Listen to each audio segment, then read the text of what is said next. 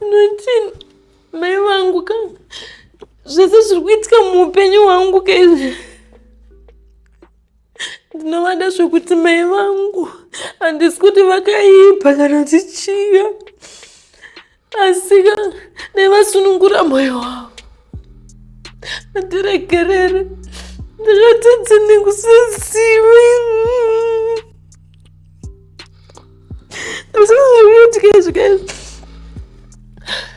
Vakasunungura mwoyo wavo zvinhu zvangu zvinonakawo pa izvezvi handitorina kana kwekuenda nevana. Kwandikambonzi kuyamira ndudzi murume wangu ndokwandakutoenda futi nhasi. Nekuti ndikasatokumbira ndogara mustriti nevana.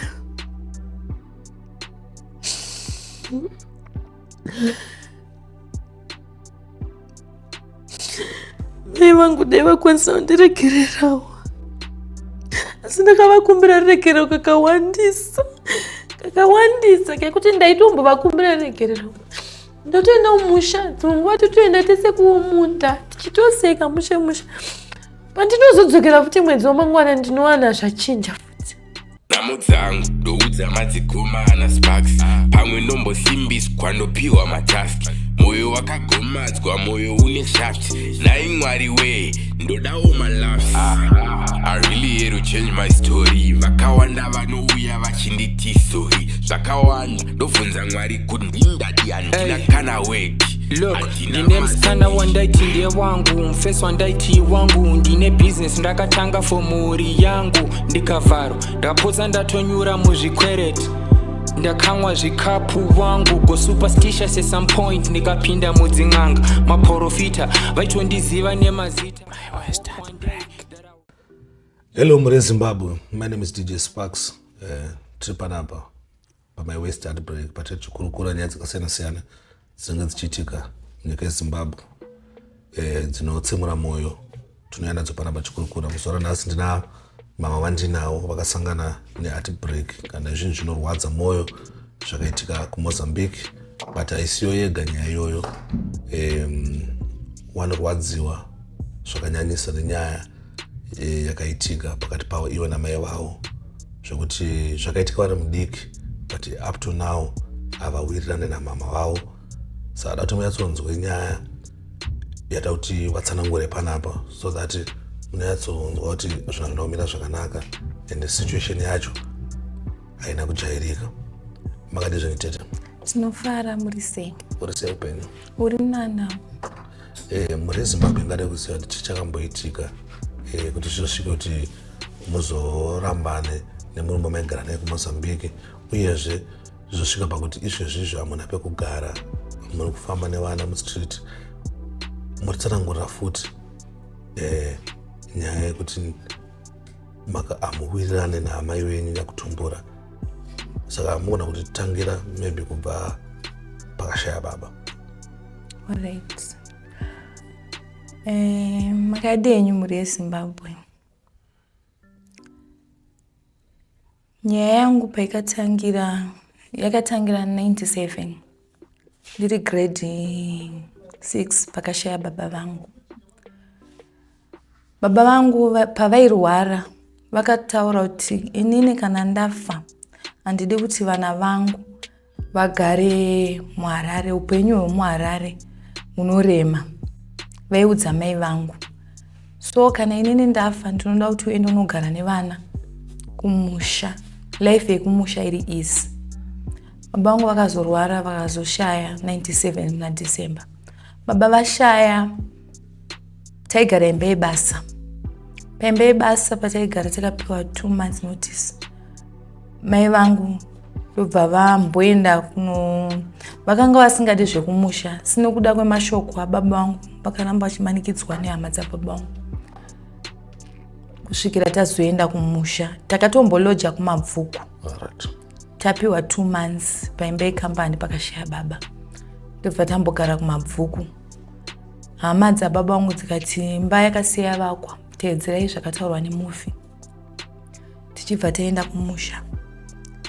Taenda kumusha, mai vangu vakatanga kufambidzana neumwe teacher wepa primary. Mukufambidzana kwavaita naticha wepa primary,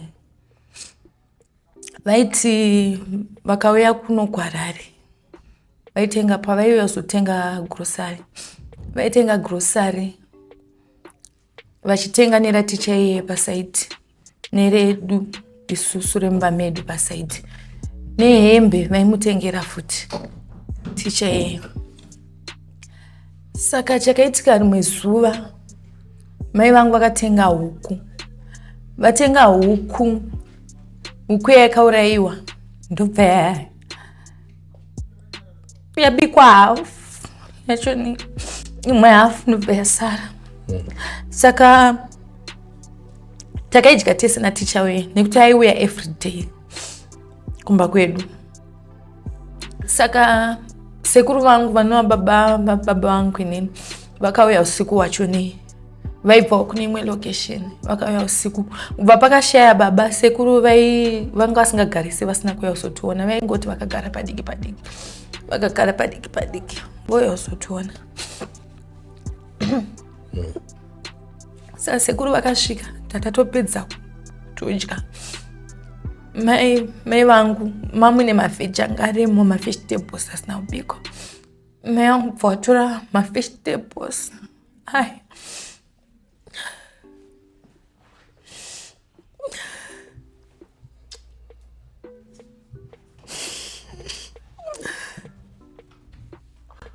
ndobva vacheka ganda rechicken reskin, ndobva vasanganisa nemaveji aya, ndobva vabikira sekuru vangu sadza, sekuru vangu ndobva vadya. Saka inini zvakatoti ndikati kowai mama vasina kubika chicken irimo, vabika vacheka tumaganda vaita tokubvarira vaitisa mavegetables. Asi ndandisina kuvunza ipapo. Sekuru vakatodya sadza ndokurara ndobva vaenda. Mangwana acho ne boyfriend yamai yangu iye yakauya. Mai yangu bva vandituma zvanzi ndinotora chibage garden, chibage chinyoro neipwa, chibage uye ubike. Ndobva ndaramba nekuti ndaingofunga zvaingondirwadza chete, ndaingoti kunyanya pandakaona baba yavo ndikati saka baba huku yatosara mbomundu iri kutobikirwa baba. Sekuru vangu inini vabikirwa makanda ekuita kubvarurwa pachikeni yakasara. Mai vangu ndobva vandirova, ndaramba kunotema chibage kuti ndibikire boyfriend yawe. Saka mangwana acho musi pavakandirova ipapo, vakandirova netambo yemagetsi nekazvimba musoro.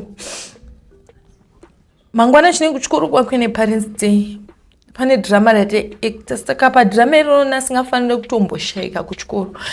Pati yangu yange isingafanire kushaika, zvekuti dai pati yangu yange isina kukosha steering ndai ndisina kuenda kuchikoro. Ndakasunga dhuku ndikaenda kuchikoro. Ndasvika kuchikoro takaacta drama richingopera ndozomirira kuti parents day ipere.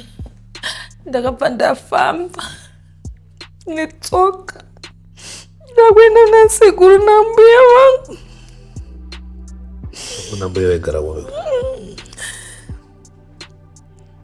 Sekuru nambuya vaigara Concession. Ndakafamba netsoka kusvika ndakuona ndaneta, vandazokumbira, ndaitya kukumbira makombi. Ndakazokumbira makombi, ndakumbira makombi, ndakasvika kuna mbuya nasekuru. Vaita sei muzukuru nekuti sekuru vaitida zvisingaite. Sekuru nambuya ndakavaudza zvese zvaitika. Ndasvika kwaigara mbuya nasekuru, ndakavaudza zvese zvaitika kuna mama. Pakufambidzana kwavo kwese neboyfriend yavo, nekuenda kwese kwaRarare kunotenga zvinhu nezvinhu zvavaitengera boyfriend yavo. Saka sekuru nambuya ndavaudza, vakazofonera vana vavo hanzvadzi dzadhedhi vangu ona tete. Ipapo pakanga paine vamwe tete 1. Tete vava vakazoshaya. Pakanga paine vamwe tete 1. Pakanga paine mota yakanga yasiwa nadhedhi vangu chinzi mota inozotengeswa. Kana yatengeswa mari yacho neichengetwe netikamuningira kamukadiki kakasiwa kaine 2 years. Mari yo iswe muakaunti yemunin'ina wangu yeyo izoshandiswa kuchikoro. Saka hama dzadhedhi vangu dzakabva dzauya dzikati, since iwe uri kudya mari neboyfriend yako, mota ingatichitengesei tishiyane tese mari. Saka mota iye yakabva yatengeswa. Vashiyana vese mari handizive nandiri mudiki ipapo kuti vakashiyana mari. Asi anongoziva mota yakatengeswa vakashiyana vese mari. Zvadaro kubva ipapo mai vangu vakanga vave kunditreata kunge ndisiri mwana wavo. Ndakatombotiza ndiri form 2 futi nekuda kwesituation yachoni mabatiro andaitwa pamba zvazvikaoma. Ndabatwa sei? Ndaikuno ndikaenda kuchikoro ndedzoka pasina chabikwa. Kuzobvunza vamwe vanin'ina wangu 3 ava pasina changu inini chekudya. Kuzobvunza vamwe vangu ava tadya masikati mama atobika tosuka maplates. Taigona kuti vakauya kuno kuzotenga hembe.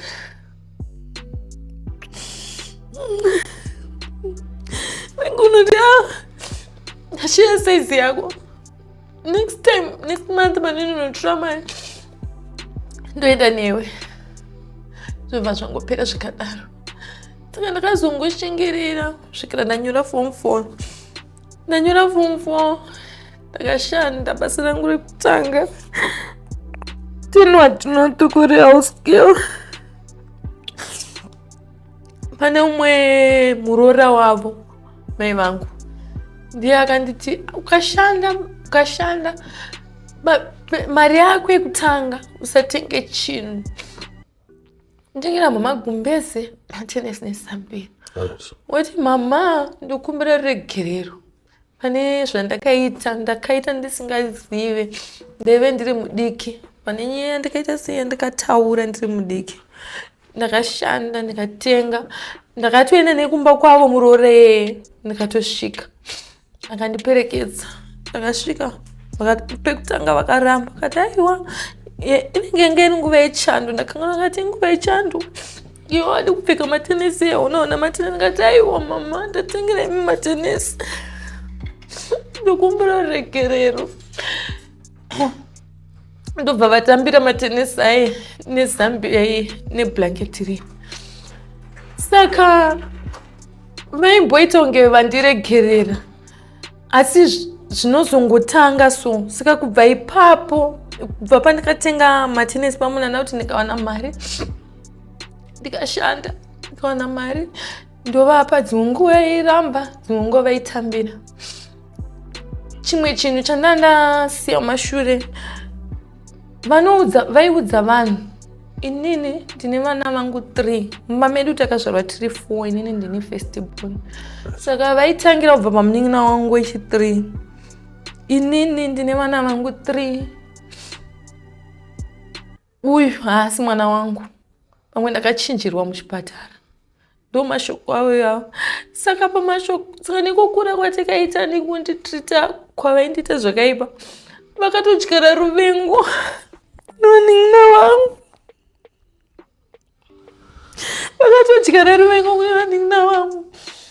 Hapana kana ndinotombowirirana naye. Wandaitombowirirana naye akashaya last month. Ndiye wandaitombowirirana naye. Vakatsara 2 ivavo handitowirirana navo. Vanototeerera mai vangu zvavanenge vataura. Ndo zvavanoteerera. Saka ndakazororwa first marriage. Sorry musati maina tinongobvunza kuti 1997 mamine makore mangani? 97 makore mangani? Pakashaya date? 12. Inenge 12. 12 handizivi because ndakaenda chikoro ne5 years. Mama kuti baso. Yeah, pandikaroorwa first marriage yangu. Neti pakatobviswa mari bichana nandisipo nekuti ndakaita kutizira. Saka ndaita kutizira pakaendeswa gumbezi nejira ramai rinopiwa mai kuti vanosonesa hembe. Jira hanzi vakariramba rikapiwa vane hanzvadzi dzavo. Gumbezi rakapiwa bamunini munin'ina wababa vangu. Ndobva pazonzi ndatone nhumbi yatokura zvikanzi mwana ada kuuya kuzosungirwa. Vakati ndiri kuenda kumaprazi. Pane kwandiri kuenda kunoshanda. Saka havatondide mai vangu. Havatondide. Chero ndikatovaitira zvinengei. Asi ndofunga patime yavanongofunga nyaya iyo yandikaita ndiri mudiki, ruvengo rwavo runotoramba ruchiwedzera. Marriage yangu yekutanga yakaparara. Yaparara marriage yangu yekutanga. Ndakazopinda futi marriage yechipiri Mozambique. Ndakaroorwa Mozambique 2019. First marriage ndakaita vana 2. Marriage yekuMozambique handina hanguita mwana zvakarambawo. Asi ndakaroorwa 2019. Ndakagara zvakanaka. Ndichitovatumirawo mari mama. Ndichitovafonera dzimwe nguva vaidaira zvakanaka, dzimwe nguva vaidaira zvakaipa. Vaingochinja ngewedha. Nguva ukati wamhoresa zvakanaka, kuti wafona vanotodaira zvakanaka. Dzimwe nguva vanga vasingadaire zvakanaka. Utozoshamisika kuti wakanoti watofonerwa nedzimwe hama dzavo kuti ko iwewe mai vako vari kuti zvakati. Ndototaura nawo mama. Ndakatotaura nawo last week. Ndakatovatumira mari last week mama. But ndofunga havana kumbobvira vandiregerera. Kana pazvese zvandakavaitira zvekukumbira ruregerero ndichitenga zvinhu nepandaiwanawo ndichivati havana kumbobvira vambondiregerera mai vangu. Saka marriage yangu yekuMozambique last year ndopaikazonetsa. Yanetsa last year. Murume akatanga kuita zvemagirlfriends papatone time ndichimbononetsa nevanhu saka ndakazoona ndosvika kupi ndinetsa nevanhu. Angana muZimbabwe. muZimbabwe anobva muGombora. Saka last year ndopakazotanga kusabhadharira vana mari kuchikoro muna October 3rd term. Handina mari. Ane rimwe zuva rakatombotaura mashoko pamberi pevana sisi vangu vasiri vana vake. Kwaiva bhadharira vana mari zvandogona machingoswera netsikana musoro nevana vasiri vangu. Handingapawo wakandida ndakakudza ndine vana vangu 2. Ndiwo wakatondipa mari yebhasi kuti ndinotora vana kuZimbabwe uye nawo kuMozambique. Saka pamwe pachinanga kuti rent akunetsa. Inonokwereta mari yerent. Ndoinonokwereta mari yerent. Kuzodzosera mari yakunetsa kudzosera mari. Saka rimwe zuva takatoenda kuchechi, mushe taitopinda chechi Salvation Army tese. Akazongouya tabva kuchechi, akatosara kuchechi ndopakabva auya. Akauya aine zvimwe zvimabhegi zviri. Saka ndayositra hembe dzangu ndakuenda nimbosuduruka. Because inini ndikuona kunge ndikukunetsa stereki panapa. Ndakati kwa inini vanhu vezvikwereti ndovanenge vachindinetsa. Saka vanhu vezvikwereti vakandinetsa ndinozonetsawo kuno kumunhu akandituma kuti ndiite sei ndikwerete mari.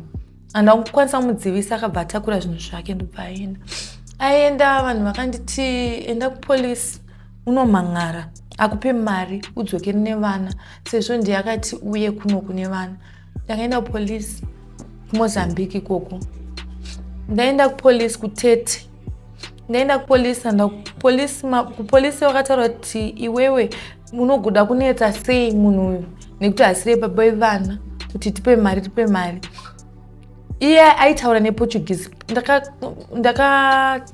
Ndakakundwa nekuti iye aitaura nePortuguese stereki. Saka zvizhinji zvachine zvavaitaura tiri mupolisi momo vaitaura nePortuguese. Saka mapurisa ndopakazongonditi iwewe tsvaga mari wega udzokere kuZimbabwe. Ndakasara.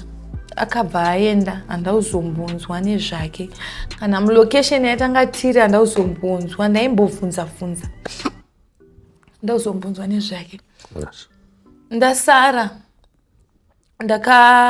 Tanga kutengesa midziyo ndaida kudzoka kunoku kuZimbabwe. Asi ndakafunga ndikadzokera kuZimbabwe ndinoenda kunani? Kumba kwani? Wandaikwanisa kuti ndiende angakwanise kumira nini ndimai vangu. Asi mai vangu havandide nokuda kwezvandakavaitira. Ndinoita sei ndikaenda kuZimbabwe? Kuvanina vangu ari kuSouth Africa ndakambomisa message. Ndakaomerwa musi wokwainaya ndakamuisira message. Atombondisira message akati next week tikuenda murume wangu arinobvisa mari kuZimbabwe. Kwainaya musi wo ndakamuisira message ngati lentodi ada mari yerent. Andina kana mari nditumirawo kana $50. Andina kana mari. Na mari ndakakudza kuti mari yedu ine urongwa.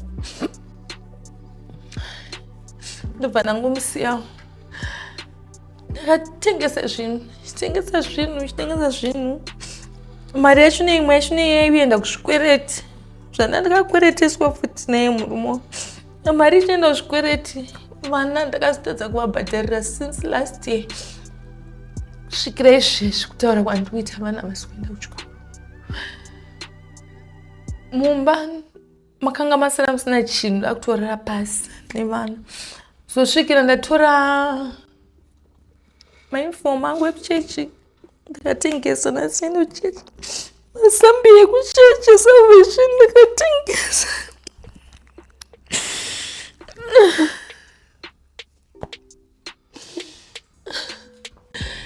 Ndichida kuti vana vawane chekudya. Vana vangu ndaingotaura navo, zvichanaka munoenda kuchikoro, mama one vangu vari kuenda kuchikoro, zvichanaka vana vangu munoenda kuchikoro. Saka mwedzi wakapera musi wa5 May ndopandikatambira shoko pafoni kuti munin'ina wangu wechi3 wandaitombowirirana naye last born day ari kuSouth Africa. Ashaya. Ndakashaya zvekuita. Mari yekuti ndiuise kunoku ndandisina. Foni yandandinayo ndikati manje ndikatengesa foni. Unoku handina kana mai ndinayo. Ndipakana chinoitika pandiri kana kuti chinoitika pamwana ndinobata sei vana kuZimbabwe ndisisina foni. Kana kuti ndikamuka ndichirwara kana ndikamuka ndakafa. Vana vanongotarisa nhamba mufoni. Manje ndikatengesa foni ndinoita sei?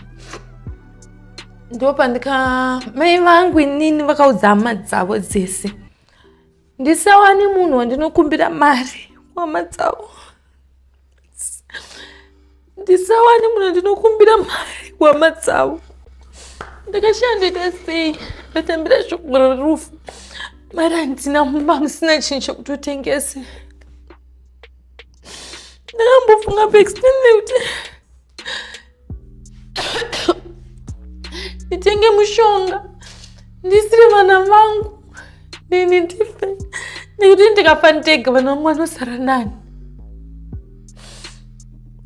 Ndakabva ndati ndinonochema munin'ina wangu handingatadzi kuchema munin'ina wangu. Ndafonera mwana womukoma wavo ari kuno kuZimbabwe. Ndati mukoma ndakangoti ndichifona iye akabva nematambudziko anzvaita. Ndakati oneka mukoma.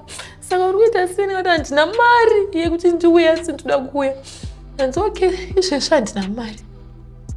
Mumwedzi wangu ndine $20. Ndikati chinditumirai 20 iyoyo. Ndikasvika pabhodha ndozoona zvekuita. Zvikanzi alright. Saka pane mumwe mukomana wokumusha kwedu kucheche wandaimbotaura naye anofamba nemagonyeti. Ndakatombotaura naye ndinokumbira unditakurawo ndiuye nevana handina kana mari kana pekutangira. Saka mukomana ndakamubata futi pamba ndakanzwa shoko rerufu. Akati manje inini lodhi yangu ichiri mumashure shure. Ndingadai ndaita sei ndakutakura. Ndakatombofunga umumirira. Saka ndakati handosvikwana vamwe bhodhi yauya yavigwa. Munin'ina wangu ndikasaonekana naye kekupedzesera. Ndakakwira nevana ndakasvika pabhodha. Ndakabhadhara mari tese nevana. Mari yandakasara nayo kumamedcash yaiva mari yekuti yaikwana kutenga plate sadza.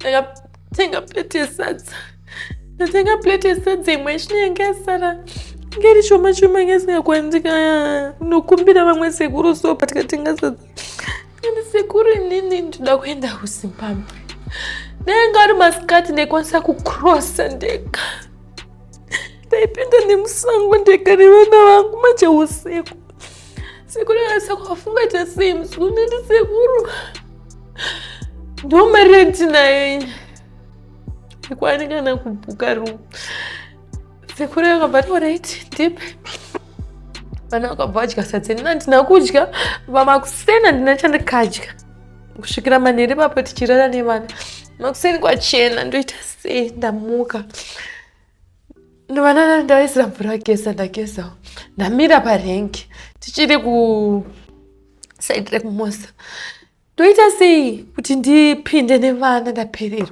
vana vari ngobvunza mama ako hatichaenda here vana angu asiri kuziva kuti mama havana mari yakakwana alright ndabvunza pane mumwe mukomana aimbondicrossesa so ndamufonera ndikati ndokumbirawo kuti undicrossese saka ndandine mamwe mazambiya ndandinawo so anga ndangogara ndakangomachengeta mazambiya ayo ndokupa mazambiya akati mazambiya kwaita mashoma muri 3 iwewe nevana vako nemabhegi enyu inawo aikwani toda $10 apa mazambiya anga ari less than $10 ndakamira pai ndakasaka ndoita sei ndida kupinda ndopinda hangu nemusango ndega zvanza musango rodi itori namapurisa ndeyekutenderera iyi yepadhuze yakazara mapurisa nemasoja hauikwanise yekutenderera chino yaityisa ndoba ndakati amen regei ndifone futi ndoba ndikafona ndikandokumbira foni yako ndifone anga ine land reeconet iva ndafonera hanzvadzi yangu nanamuudza ndikati handina mari haichakwana mari yapera ndanamutsanangurira zvese ndikati mari utipinde pabhodha handina mari yamukandipa takasvika pabhodha saka parina mari kuti musvike kumusha kuchihure ndobva ndataura mari yaidiwa ndobva akata foni paakangokata foni ipapo pakabva pafono nelaini rangu manjinini pakafonwa panhamba dzekuMozambique nepafoni yangu pakafona mama ndakangoti ndichingotelo unofonere chii panhamba dzemwana wangu unofonere chii izvi so mukadzi wakada kuya kuno kumusha ada kuene zvino vakapopota mwana wangu handakana mari inini handizi mwana wavo asi ini ndini festibon yavo vana vanin'ina vavo nevane vakoma vangu tovanoti vana vangu wafonere chii wati dzokera Mozambique nemama ndonga ndakangu wapindura chete nemama ndidzokere kuMozambique ndindayozochema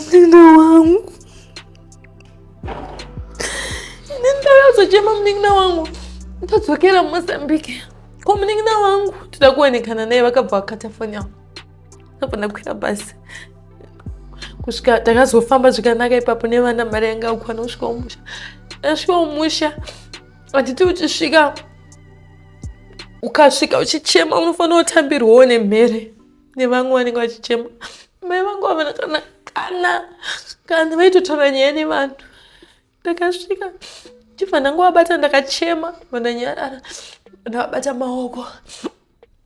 ndavabata maoko ndinapana amai vavo ndo vakazochema pandikasvika zvapera ndabuda panze ndopakabva uya panze wapinda mumba unombobvira ndine matambudziko ndikati mamenga ndatine matambudziko 1 vakabva vatsamwa handiziva kuti vangavagara vakazvironga here kuti akasvika navo mutsa vakabva vatsamwa kubva ipapo rufu rwakaita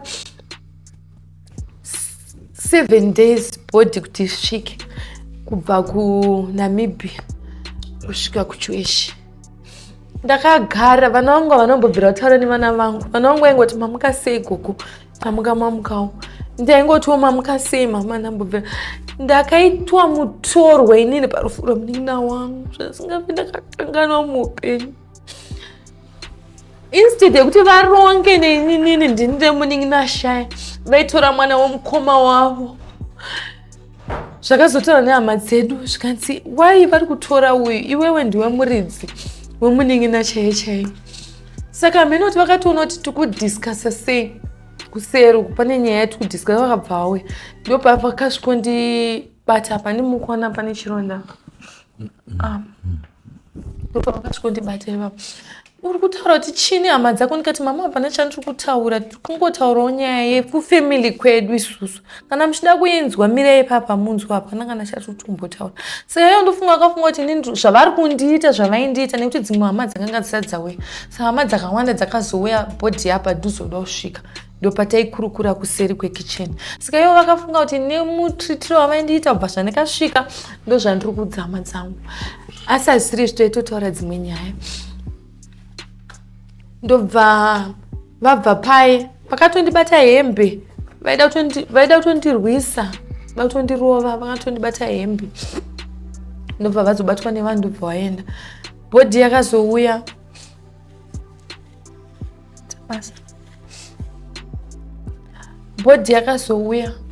bhodhi yauya ndobva munin'ina vangu avigwa munin'ina wangu saka ari kusouth haana kuuya. Saka zvakabva zvanzi hembe dzinogovewa dzaifanira kugova mangwana zvikanzi aiwa pane dzimwe hembe dzake dziri kuharare dzofanira kunotorwa saka hembe dzinozogova Saturday akafa iri Thursday hembe dzinozogova Saturday zvinanzi right vekufamily yamama zvikanzi vekufamily yedu isusu tine meeting name mangwana makuseni iri Friday zvikanzi right Friday makuseni tataenda mukicheni hanzi vachinongedzerwa inini nehanzvadzi yamama uyu hatisi kumuda panapa nevana vake anoziva nyaya dzake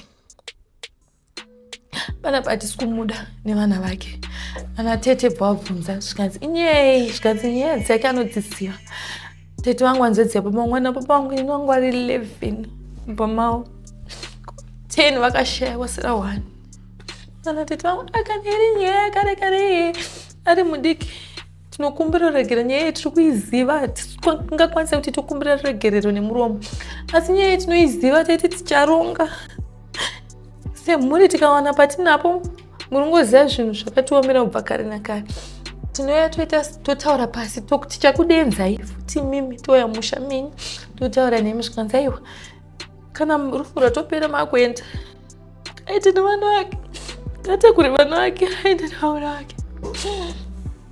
Saka ndobva zvapera kaizvo mangwana Saturday hembe dzakugovewa pakagovewa zvinhu pakugovewa kwezvinhu ndaitambira dzemunin'ina wangu wandinosiyira inini nedzangu hembe.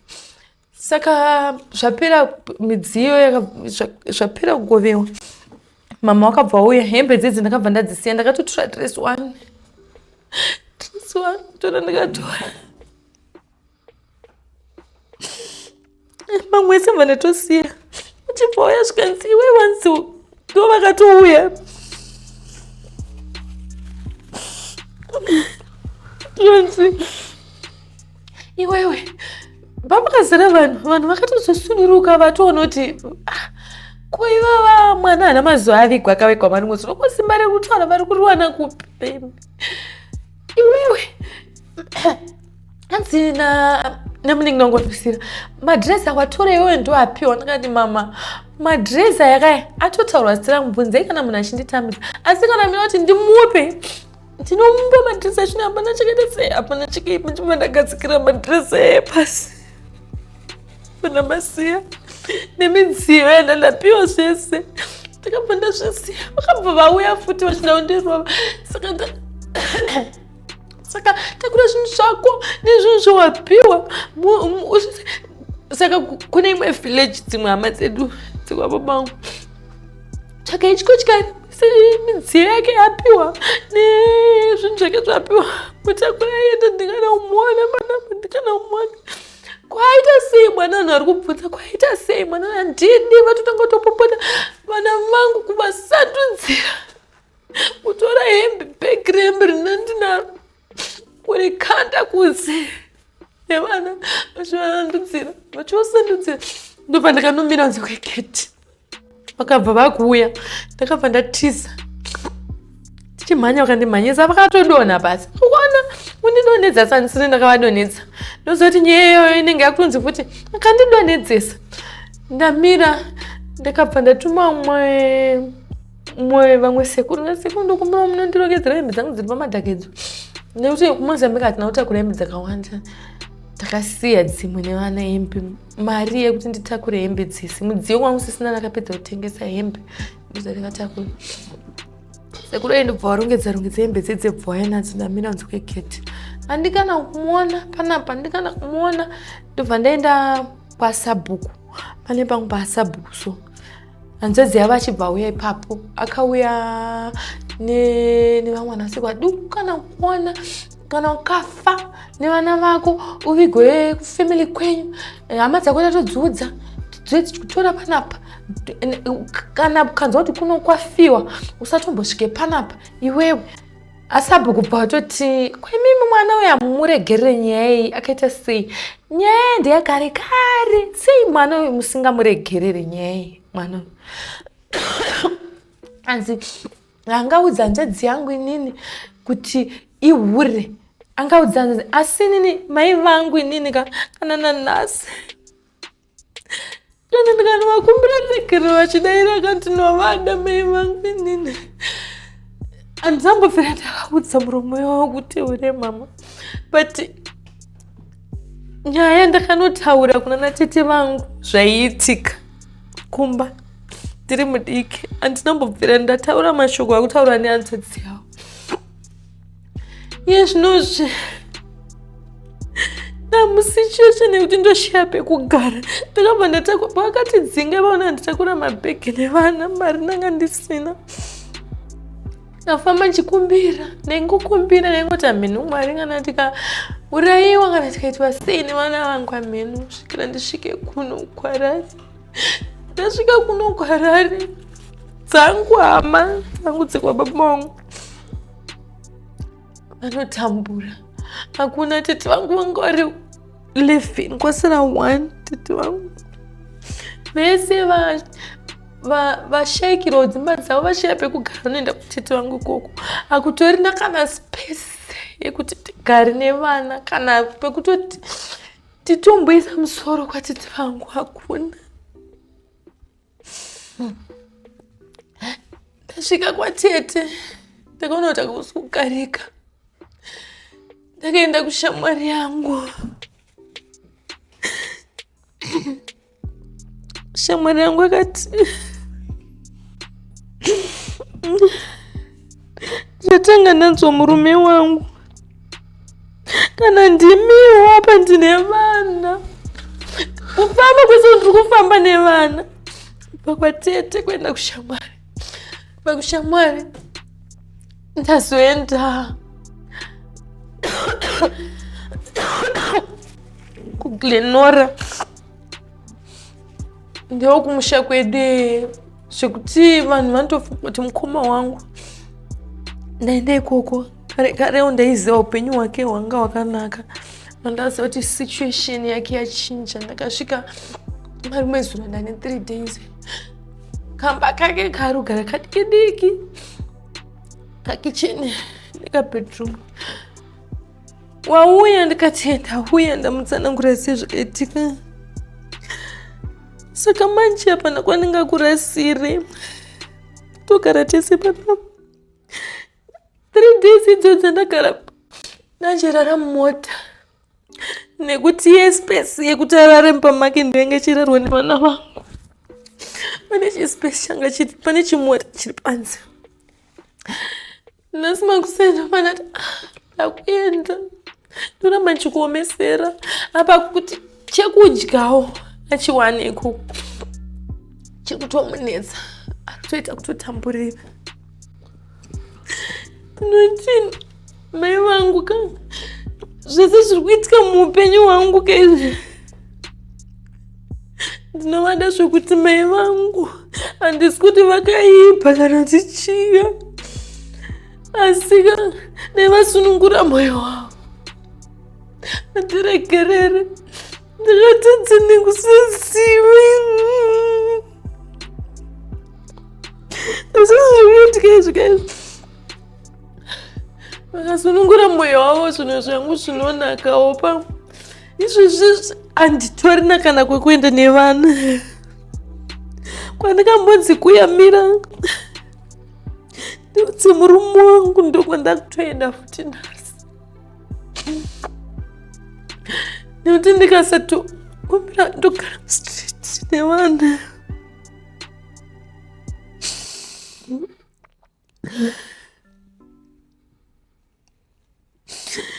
mai vangu dai vakwanisa kundiregererawo, asi ndakavakumbira regerero kakawandisa kekuti ndaitombovakumbira regerero ndotoenda kumusha dzimwe totoenda tese kumunda tichitoseka musha pandinozodzokera futi mwedzi wamangwana ndinowana zvachinja futi. Ko mudzidzisi waidanana vachiriko varikwe vachiri kudanana vakazorambaniswa nambuya namai vavo. Ambuya mai vavo ndo vakazoita kuti varambane. Right. Saka izvezvi hapana kwamunokugara? Handitorina. Muchibva panapa musitozana nokuenda upi? Handitombosiyo. Ya, pakaipa. Kwandaifungidzira kuti ndingagare ndingasiye vana ndichitsvaga basa ndiko kwandikakandirwa mabhegi. Kwese kwandiri kuenda kuhama vanhu vakatoomerwawo neupenyu. Havatorino kana pekutangira. Ndosvikeni ndowedzera nevana vangu vaviri. Nini. Ko baba vevana vari kupi? Baba vevana ndakanga ndisina communication navo. Nekuti vakanga vasingachengete vana baba. Alright. Vakanga vasinga kana kubva tichisiyana haana mbobvira ambochengeta vana. Saka ndakanga ndisingataure naye. Marume zuro ndio kuGlenview 3. Saka marume zuro ndakada gende mboenda ikoko. Mamwe angangondibatsira, mamwe angangondipawo mari ndikatsvaga imba ndotsvaga kana mapati time. Vana vaive pekuisa musoro. Kana zvaizonaka vana ndozoita zvekuti vana vaite sevaende kuchikoro. Ndakaenda ndikasvika nemukadzi iyeyo wandairara naye mumota kumba kwake. Takasvika tikabvunza kune mukadzi aisuka mapuresi ankari kuroti. Ati naye aishanda kumakombe, zita rake rekumakombe ainzi Isman. Asi zita rake chera ainzi Dominic. Ndasvika ndikati naye ndichisvika kubva wandiziva mai Sasha. Muri sei? Ndikati ndiri right. Ndikati ko naidhoma ripi? Mai Sasha. Ndozvaakaita akabva atosiya kutosuka mapuresi. Hanzi dhoma akashaya 2022. Baba akashaya dhoma. Anytime ashaya. Ndachandikazokwanisa taura. Vakazara vandidedza avo but ndakanga tatofamba. Ndakutodhonza mukadzi uyo wandandira naye ndikati handei. Panguva iyo ndasingakwanisi kutaura navo. Vaivepo pamba saka baba vevana vakashaya. Ndakatozozvinzwa marume zuro. Nekuda kuti tasingataure tese. Ndakatsamwawo nekusachengeta kwaiita vana.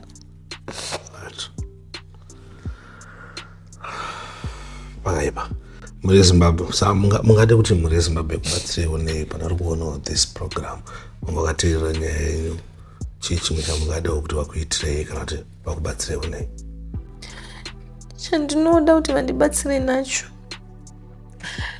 Ndiri kuda basa. Ndishande. Ndiendese vana vangu kuchikoro. Nepekugara.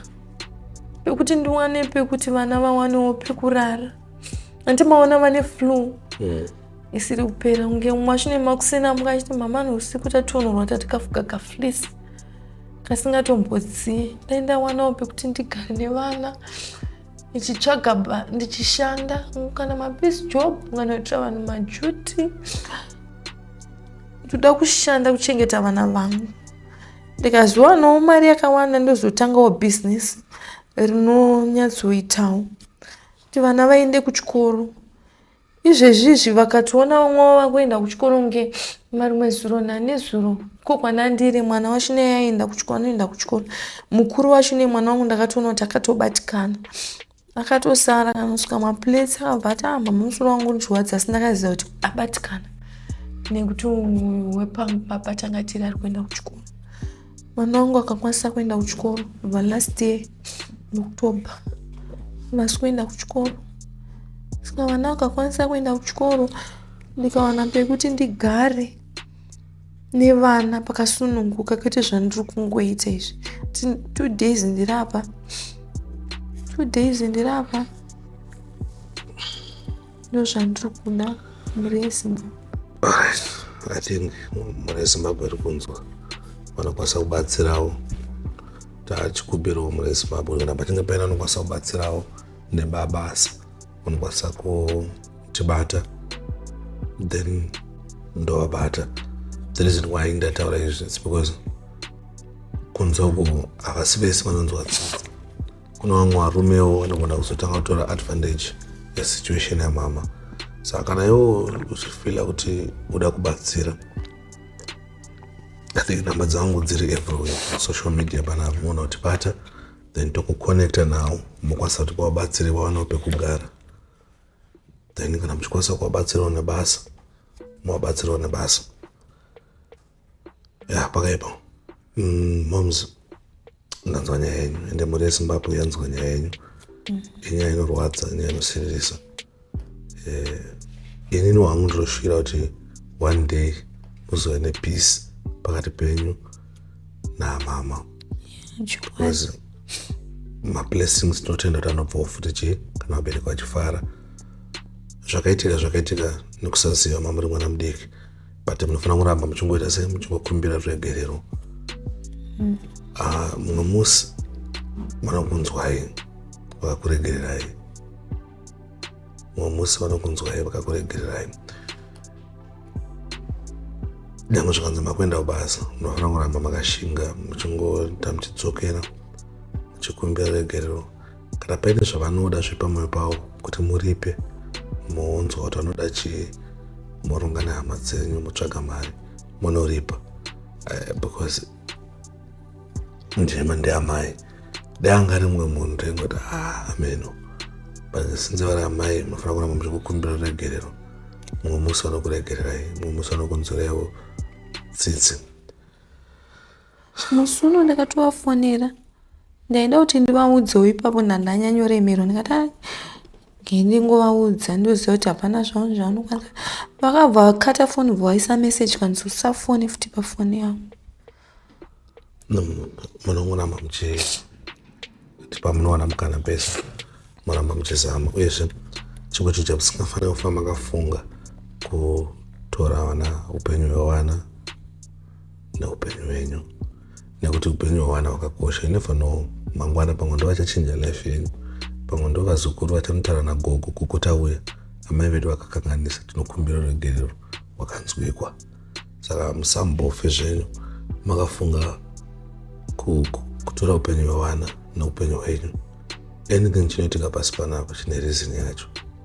Iyo story yamataurai itori story ichatochinja upenyu hwemwana, uchaitawo kuti mwana mai vari kuona vanga vakachengetera vana vavo vanogona kuchinjawo mwoyo vakaregerera vana vavo upenyu hwakataka kufamba. Saka just be strong, muramba muchingopusha. One day I have this feeling yekuti one day vanokuregererai ende makafara futi semhuri muri pamwe chete. It's just the matter of time. Zvinoita se zvinopfuura.